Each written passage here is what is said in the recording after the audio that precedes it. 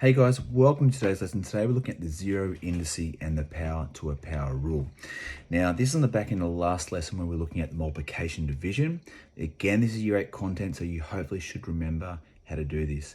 You might remember the rules. If you remember the rules, awesome. Fast forward the video to the questions. Apart from that, stick with me. And also make sure you write some notes out as well. So things like this is what we're kind of focusing on today.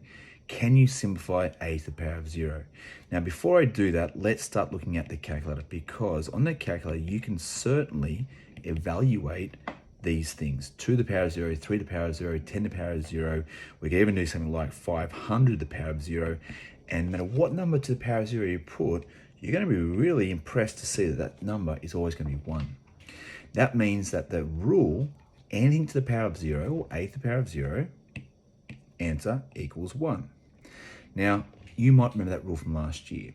Do you remember why? Now, technically speaking, you don't need to be able to tell me why, but I want to go through it because it revises and goes back and reflects on last lesson. Now, we did things like this last lesson. A to the power of 4 divided by a to the power of 1. Hopefully you remember when you're dividing the powers, you subtract them, or divide the bases, should I say, you subtract the powers, right? So that would be a to the power of 3. What would happen if you had a to the power of 4 divided by a to the power of 4?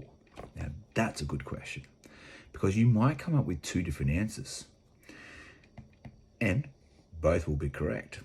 So if I use that same rule where when we divide the bases, we subtract the powers, well, what's 4 take away 4? Hopefully you remember that equals 0. And all of a sudden, you go, okay, that's interesting. What else if I said, what's 10 divided by 10? What's 20 divided by 20? What's 100 divided by 100? Every time you ask that question, whenever you divide a number by itself, the answer is always equal to 1. So wouldn't that then say that a to the 4 divided by itself should also equal 1? And that's a bit of a mind-blowing moment, because that's how that rule comes about. Now, again, as I said, you don't really need to know that rule. However, you just need to know that that's what the law is, okay? So what are some questions going to look like today? Well, things like this. Simplify. That should be nice and easy. What is that rule then? N to the power of 0 equals 1. But then we might throw a number in front of it like that. And I know it's the power of 0, so you might be saying it equals 1, but it doesn't. Because the 0 is only working on the q. In between the 5 and the q, of course, is a times, which means if n to the power of 0 equals 1, that means I've got 5 times 1, and so my answer is actually just 5. So you gotta be careful. But then what if I do this? 5q and put brackets in the power of 0. Now what's the 0 working on? It's actually working on the 5 and the q, which means that answer is now 1. Okay, so you can see it has a little bit more to it. You'll be a little bit careful when doing these questions. We're going to look at some good questions very shortly, which are always in your exams. The next part of this session, okay, is looking at what we're calling a power to a power. A power to a power. Now, again, you might remember this from last year. We can also call this the exponent law. Exponent law, because it's about the powers, right? The exponents. So you might remember last year doing something like this. A squared to the power of 3. Hopefully you know the answer, but if you don't, think about expanding it. What does cubing something mean? It means I'm timesing it by itself 3 times. If I do it like that, you'll now see our usual law of when we're timesing the bases, we add the powers, which means 2 plus 2 is 4, 4 plus 2 is 6. So that is my correct answer, and it is absolutely correct. But let's look at our question. Can you see another way of doing it? Straight from the question, straight to the answer. And hopefully you're shouting at me through the screen saying, sir, you simply multiply them together. And that is true. It's called a power to a power because there's a power inside the brackets and a power outside the brackets. And whenever that happens, we actually multiply the numbers together. So in this case, I'm going to come up with the rule, a to the power of m, all to the power of n, equals a to the power of m times n. Or you could say mn. And again, that's a law that you want to make sure you write down in your books. So what are some questions you're going to see in this one? Well, there are probably two main types I'm going to give. The first one, pretty straightforward, maybe Q7 to the power of 3. Again, nice and easy. One's inside, one's outside. Times them together, we get the answer of Q to the 21. Not that hard. But then I get this little guy.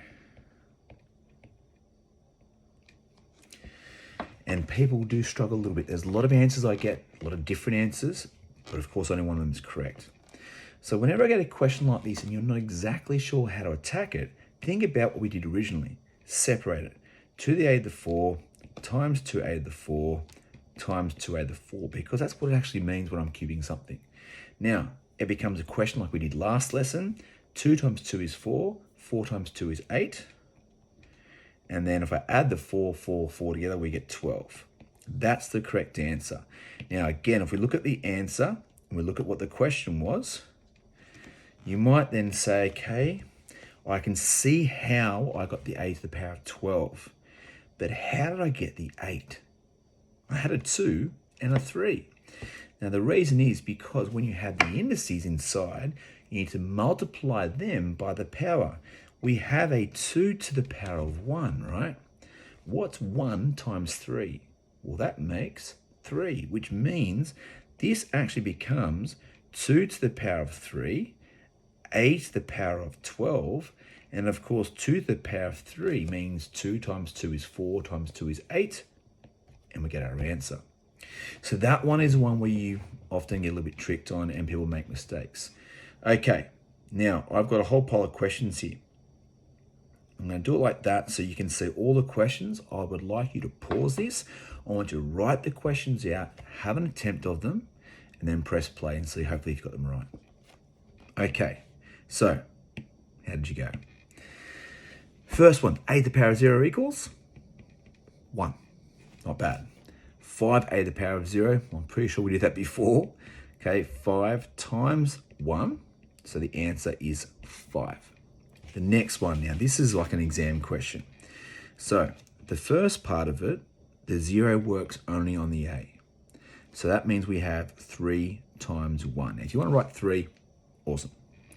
The second part of this, the 0 works on the entire thing, which means the whole thing is the power of 0, which means the whole thing is 1. So now we have 3 times 1 is 3, 3 plus 1 is 4, and 4 is my correct answer. Be careful, that's an exam question.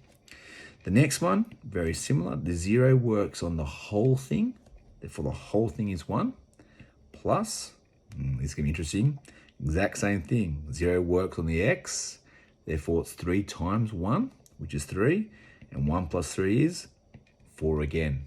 Okay, so hopefully you're kind of managing now to get your head around things to the power of 0. The next part is when I'm simplifying with my power to a power, inside the bracket, outside the bracket rule. So again, hopefully remember, we times them together, which means the answer is simply a to the power of 6. We had that before.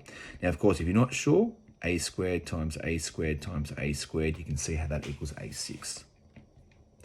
The next one, I'm going to do 3 squared, not 3 times 2. Be careful there. 3 squared. 3 squared is 9. And then I'm going to do 2 times 2 is 4. And that's my answer. Again, if you are not sure, rewrite it out the long way. Now you can see 3 times 3 is 9. And a squared times a squared is 8 to the 4. And the last two, have a crack. And I want to see how you went with this, because this is kind of like combining everything together. So let's simply simplify the top part. 3 times 6 is 18, and we have 4 plus 4 is 8 because the bases are the same and we're timesing, all over, or divide, 12a to the 5. So I don't want to do this in one hit. I want to show working, so I hope I can get some extra marks if I don't get it all correct. Now, on my calculator, I could just type in 18 over 12 and see what it comes out. You're not going to get a whole number here, okay? Now, the other way you can look at it is what goes into both. Now, for me, 6 goes into 18 3 times. So I'm going to put a 3 on the top. And 6 goes into 12 2 times. So if you did it on your calculator, you would have got 3 over 2. Now, I'm dividing the bases which means I'm subtracting the powers. 8 take away 5 is 3.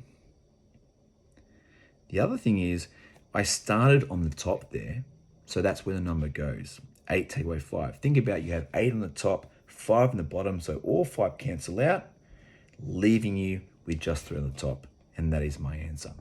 Hopefully got that right. The next one, again, hard, right? I'm going to simplify the top part. I'm going to recognize that this bit, the 4 is working on the a cubed, which means I've got 2a to the 12, c to the 5. I'm going to simplify that. And I've got 10a to the 6, c to the 4. That's my first mark. The second mark, of course, comes from now simplifying. I've got 2 divided by 10. Well, 2 goes into 2 once, and 2 goes into 10 5 times. Otherwise, 2/10 becomes 1/5. Perfect. I'm now going to highlight the a's because I've got 12 on top and 6 on bottom. 12 take away 6 is 6. I started on top, so a to the power of 6. And then I've got 5 c's on top, 4 on the bottom, so 4 will cancel out, or otherwise 5 minus 4 is 1. So I've just got c to the power of 1, which of course can be written as simply a6c all over 5. You can have the ones there if you want, but it doesn't really matter too much. The only things I'm going to say, gents, just be cautious. You might get a question that looks like this. And I didn't really give you one like that where you have the most on the bottom. Now you could still do 7 take away 10. And what is 7 take away 10? Well, you might go, that's minus 3. And that is actually correct. And we can do that. That's allowed. But you could also do this. Think you got 7 on top. So this is going to be a lot. I should have done smaller numbers, shouldn't I? Okay. And then you've got 10 on the bottom. 1, 2, 3, 4, 5, 6, 7, 8, 9, and 10. And look what happens. 1 cancels off, 1 cancels off, 1 cancels off, 1 cancels off, 1 cancels off, cancels. What do you notice you've got left on the bottom? You have 3 of them left on the bottom. So if you say, hey, there's more on the bottom, let's start there. 10 minus 7 is 3. Then my answer can also be 3 of them underneath. And in fact, those 2 answers are exactly the same. They're both the same, they're both correct, and both will be marked accurately. Later on, we'll look at the negative indices and see how they're the same, but that's a harder question and one to watch out for. Have a wonderful day, gents. Make sure you get the work done. Let me know if you need some assistance.